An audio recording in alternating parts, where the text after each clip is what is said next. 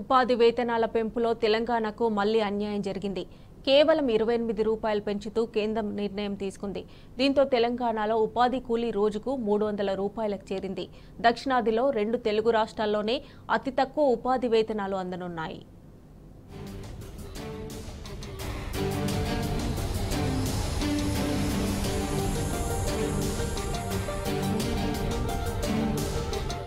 మహాత్మా గాంధీ జాతీయ గ్రామీణ ఉపాధి హామీ పథకం కార్మికుల వేతనాల పెంపులో తెలంగాణకు మరోసారి అన్యాయం జరిగింది. ప్రతిసారి జరుగుతున్న అన్యాయాన్ని ఈసారైనా సరిచేస్తారని ఆశించిన నిరాశ ఎదురైంది.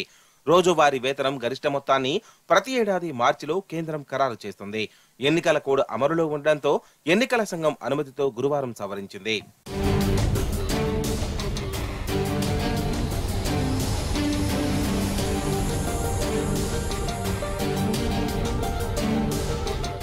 వివిధ రాష్ట్రాలలో 4 నుంచి 10% వరకు వేతనాలను పెంచుతున్నట్లు కేంద్రం ప్రకటించింది. తెలంగాణలో రోజు కూలీని 300గా ఖరారు చేసింది.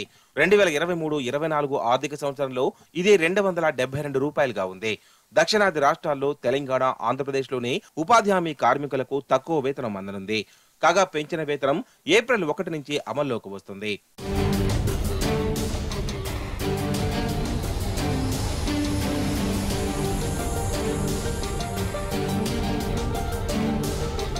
గ్రామీణ పట్టణ ప్రాంతాల్లో రోజువారీ పనికి వెళ్లే ఏ కార్మికుడికైనా తక్కువలో తక్కువగా 700 రూపాయలకు పైగా లభిస్తుంది. ఉపాధి హామీ కార్మికులకు 300 రూపాయలు మాత్రమే ఇస్తామని కేంద్రం చెబుతోంది.